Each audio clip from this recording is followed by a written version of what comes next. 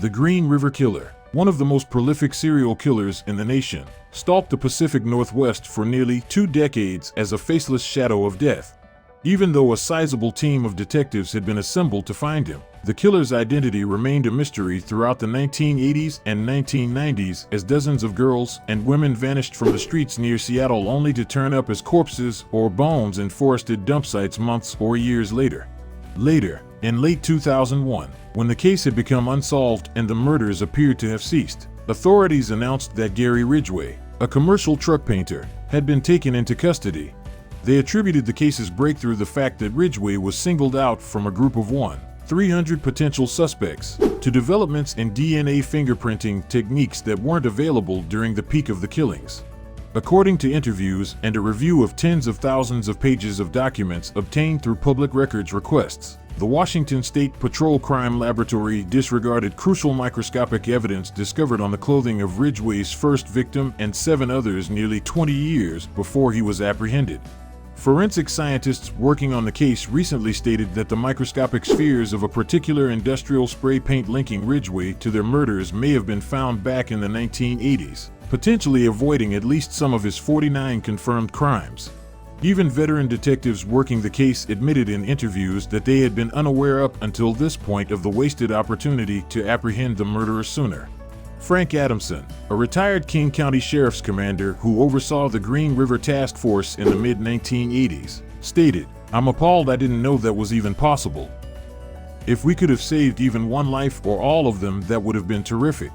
A famous trace evidence expert was brought into aid with the investigation in 2003, but it wasn't until after the DNA match that resulted in Ridgway's arrest that he discovered the ignored signs.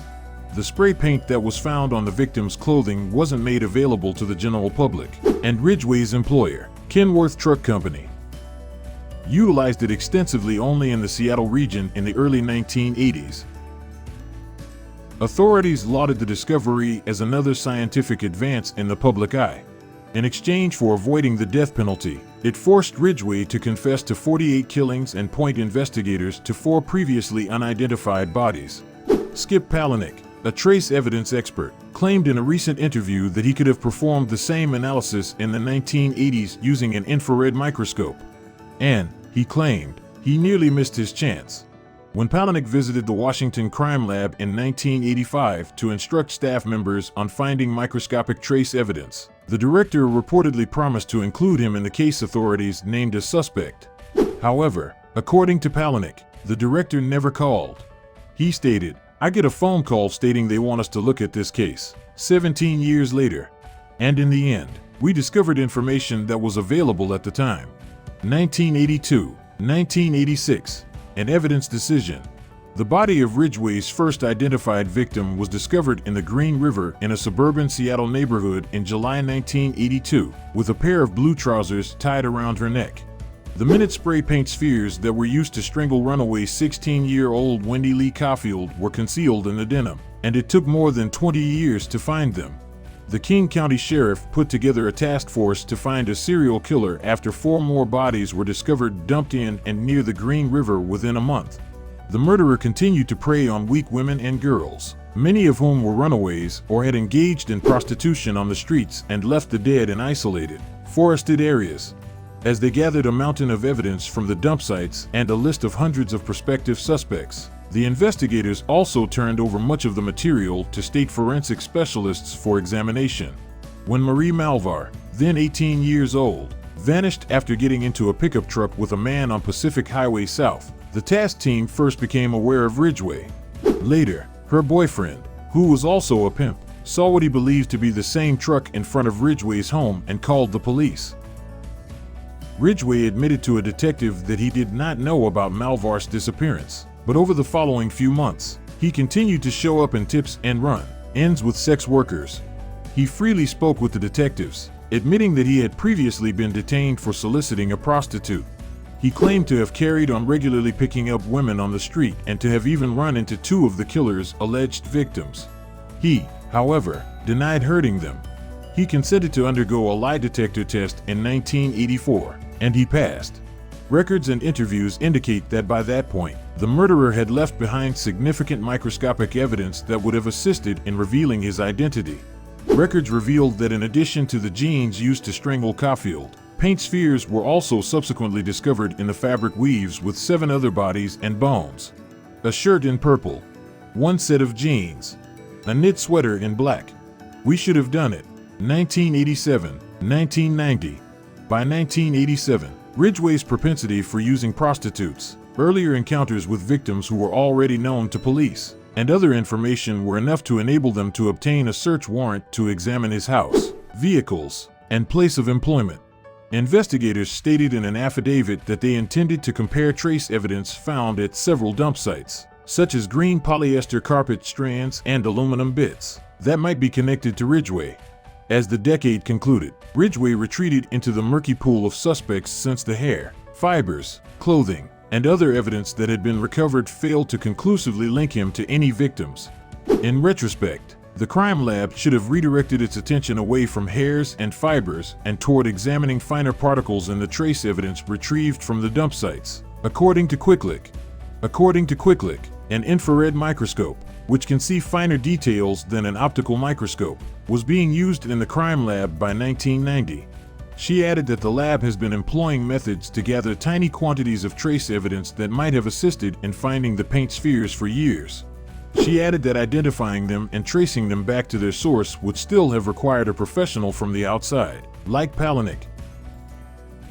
The reason we weren't able to find these things, she claimed, was that we didn't look at the tiniest fractions. Although it has always bothered me that we didn't accomplish it, it would have been difficult to claim that it should have been our priority. She said, but later when nothing worked, we should have done it. The 1990s, a request denied.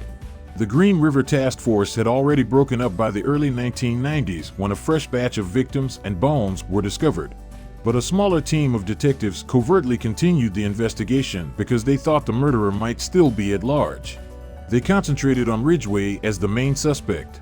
According to a detective's memo to the crime lab that was obtained through a public records request, police formally requested in November 1992 that the crime lab match hairs taken from Ridgway to those retrieved from the new wave of victims.